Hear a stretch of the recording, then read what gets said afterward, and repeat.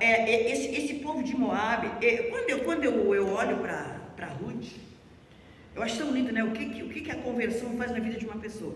Se você vai ver, nós aprendemos bastante com o pastor Paulo na aula passada, que os moabitas, eles eram descendentes de Ló, né, pastor? E tem uma coisa interessante que eles aparecem aqui, ó. O povo de Amon e de Moabe, eles não haviam dado comida e água aos israelitas na viagem de volta do Egito. Eles haviam pago Balaão para amaldiçoar Israel. Isso está em Neemias 13, 1-3, 23 e 26. E outra coisa que eles faziam, eles usavam as mulheres deles para seduzir os israelitas, para eles praticarem o adultério e a fornicação. Então você veja bem que uma mulher descendente desse povo se torna uma Ruth. O que é a boa convivência, né, irmãos? Esse livro nos fala muito de vínculo familiar, né? de relacionamentos interpessoais, de convivência sadia. Uma coisa é quando eu começo a andar com gente que é que nem eu ou pior do que eu. Não vou crescer, não é? Eu preciso andar com gente melhor do que eu, não é? Com gente que tenha um bom pensamento, uma boa atitude, que me passe coisa boa. Senão eu vou pegar no mesmo lugar, ou eu acho que nunca a gente fica no mesmo lugar, né? A gente desce, né? Então, Deus, e falando sobre o contexto, aqui nós vimos que alguém morre, os homens da família morrem. Fica duas mulheres. Quer dizer o quê? Eles vão para lá o quê? Com o sonho de não passar fome, com o sonho de sobrevivência. Mas acontece o contrário, eles não sobrevivem. Não é? Então Deus não se responsabiliza, irmãos, pelos nossos sonhos, nossas fantasias. Não é? Ele não se responsabiliza. Quando eu sonhar, às vezes a pessoa diz sonha, e Deus vai realizar, e repete, e diz, e toma posse, pensamento positivo. Irmãos, Deus não se responsabiliza por sonhos que não coadunam com a vontade dEle. Ele vai realizar os sonhos que vêm dEle. Então, as coisas não podem partir do que eu quero, mas partir do que Deus quer, não é? Então, é muito lindo que Deus não se responsabilizou pelos sonhos e fantasias dEle. Mas o que acontece? Deus compensa a fidelidade. Nós vimos quando nós olhamos para Noemi e para sua nora, nós vimos que Deus compensa a fidelidade. Então a família era composta assim: Elimeleque, Noemi, Malom e Quilom, que eram os filhos de Elimeleque e Noemi, e as noras Ruth e Orfa. Vamos agora, queridos, respirar aí para a verdade prática? Vamos ler então. Servir a Deus não nos isenta de crises. Em qualquer circunstância, o segredo é permanecer fiel, confiando na providência divina. Eu esqueci, gente.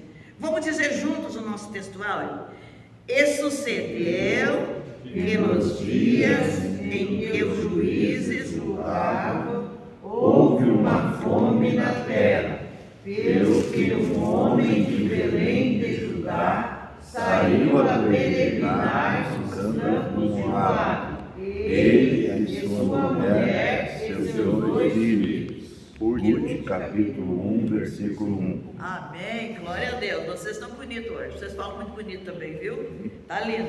Vamos ver a verdade prática, que diz assim: servir a Deus não nos isenta de crise em qualquer circunstância. O segredo é permanecer fiel, confiando na providência de Deus. Então, servir a Deus não nos isenta de crises. Como é perigoso, irmãos, a gente não pregar a verdade como ela é. Como é perigoso a pessoa entrar por essa porta e a gente servir o mingauzinho, né? Querer adoçar, querer facilitar. Tem muito pregador que é facilitador, né? Não adianta a porta, a gente não vai alargar a porta do céu. Então, a gente precisa preparar as pessoas, né, para a realidade. Quando a gente vem para a igreja, a gente vai mudar de realidade. A gente vai sair daquele mundo do conforto da carne, que a carne manda, dos nossos sentimentos, do que eu sinto, do que eu penso, do que eu quero, e a gente vai entrar no governo de Deus, não é? Então, vamos ler agora na revista, alguém me ajude, por gentileza. Nós vamos estar lendo a parte da introdução, a 1. Pode ler para mim a introdução e depois 1 e 2. Quem quer ler para nós?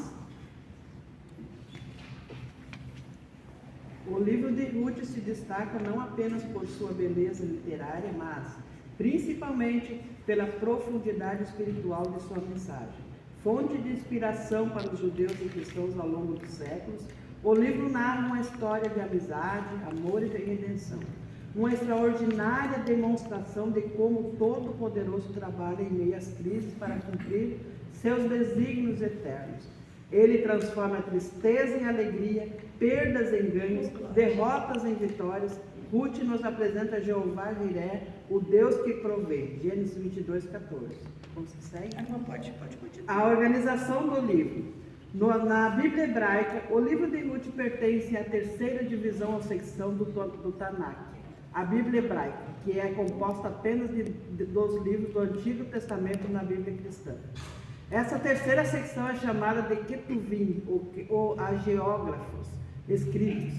A primeira seção é o Torá, Pentateuco, e a segunda é o Neurim, profetas.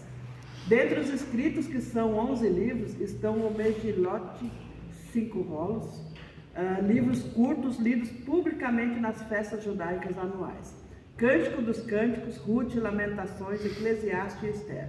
Em função de narrar fatos ocorridos durante a colheita, a leitura litúrgica de Ruth era tradicionalmente feita durante o Shavuot, acho que é o É os nomes difíceis. Pentecoste, como é? Shavuot, né? Pentecoste, a festa da colheita. O 2. Na Bíblia cristã, enquanto a Bíblia hebraica está dividida em 3 secções, Pentateuco, Profetas e Escritos, o Antigo Testamento da Bíblia cristã é composto de 4. Pentateuco, Poético, Históricos e Proféticos. Ruth está categorizado como um livro histórico por seu evidente gênero narrativo, mas é identificado também por sua extraordinária beleza poética. Empregando estilos e linguagens próprios do hebraico clássico, o autor expõe aspectos subjetivos da vida dos personagens. A obra está organizada em 4 capítulos, somando 85 versículos. Assim, irmãos, a Bíblia que nós temos, a Bíblia cristã, ela tem 60, obrigada, irmã Jandir, ela tem 66 livros, né? Então, 39 no Antigo e 27 no Novo. Já a Bíblia hebraica só tinha o Antigo Testamento. Então, entrando nessa diferenciação, nessa estruturação, a Bíblia Católica, falando um pouquinho, uma curiosidade, a Bíblia Católica há um acréscimo de livros chamados apócrifos, ou deuterocanônicos. Eles foram acrescentados alguns pré e pós-reforma. Então, há um acréscimo de capítulo também no livro de Esther e no livro de Daniel. Voltando à Bíblia hebraica, como a irmã já leu, não é? Ela tem 3 divisões. A Torá, que é a lei com instruções, a Nevim, que são profetas, Josué, Juízes, Samuel, Reis, sem divisão, as divisões que tem na nossa, e os 12 menores. E depois, na terceira divisão, que é Turim, que estão os poéticos, né? Salmos, Provérbios, Jó, os 5 rolos, e os cânticos, Ruth, Lamentação, Esther e Eclesiastes, Daniel, Lésdaro e Neemias. Então, alguns estão juntos, não está como nós, porque a nossa Bíblia, ela foi derivada da Septuaginta, né? A Septuaginta é uma Bíblia que foi escrita no Egito. Então, o monarca queria arrumar a sua biblioteca, embelezar. Alguns já dizem que é porque os hebreus, né, que tinham dificuldade de ler na língua deles, então ele mandou pedir a Israel que mandasse pessoas para que pudessem estar passando a Bíblia, então, para o hebraico. Veja a providência de Deus, né? Deus, você vai ver na história, Deus usa o Egito, Deus usa a China, Deus usa a Alemanha, que o primeiro tipógrafo, né, foi o Gutenberg da Alemanha, né, para que pudesse ali escrever, colocar no papel, né? Na China, eu acho que foi que inventaram o papel. Alguém pode me ajudar aí, se eu fizer isso é loucura. Então Deus vai usando pessoas, então ele usa lá os egípcios, né, com aquele desejo de pegar todos aqueles livros, porque a Bíblia foi sendo escrita sem saber que estava formando a Bíblia. Se você vai ver lá, eu acho que é Samuel, começa a dizer assim, e ele escreveu e deixou aos pés do Senhor. Aí você vai ver lá no outro livro, ele escreveu e deixou aos pés do Senhor. Então, quer dizer, as pessoas, Deus mandava que as pessoas escrevessem a história do povo, naquela época não era igreja, era a história do povo, e que fosse deixando aqueles rolos, então se tornavam rolos sagrados, porque eles entendiam que eram homens de Deus, pessoas que tiveram uma relevância, né, por conta do quanto Deus usou, Deus levantou em determinado tempo, não é? Então esses livros iam sendo guardados em lugares em lugares muito bem guardados, muito bem reservados. Eles eram rolos, não é? E aí, ele, nessa situação que eu estou falando da Septuaginta, eles chamaram alguém que pudesse pegar todos esses rolos e passar todo para a língua hebraica. Pessoal, que coisa linda o agir de Deus, né? Aí foi quando esse sacerdote, eu acho, né? Hebreus, o israelita, manda 72 eruditos. E esses 72 eruditos, em 72 dias, né? Eles conseguem compilar, conseguem passar para o hebreu, para a língua hebraica. E aí, então, por isso, pelos 70 homens e 70 dias, que é derivado o nome a Septuaginta, né? E é daí que é formada hoje a Bíblia que nós usamos, que na época era só no Antigo Testamento, no começo do Novo Testamento, só tinha a Septuaginta, era através dela que as pessoas pregavam, né? Aí depois, então, que Jesus foi assunto ao céu, e acho que depois de 100 anos, né, foi que eles juntaram os escritos do Novo Testamento juntos e formou a Bíblia que nós temos hoje. E aí foi quando formaram a Septuaginta que fizeram essa organização. Antes eram rolos juntos, não é? Se alguém quiser acrescentar, essa tosse quer dizer que quero falar? Não. É, porque você me conhece. Eu sou tosse? Ah, então, estou tranquila. A mulher conhece.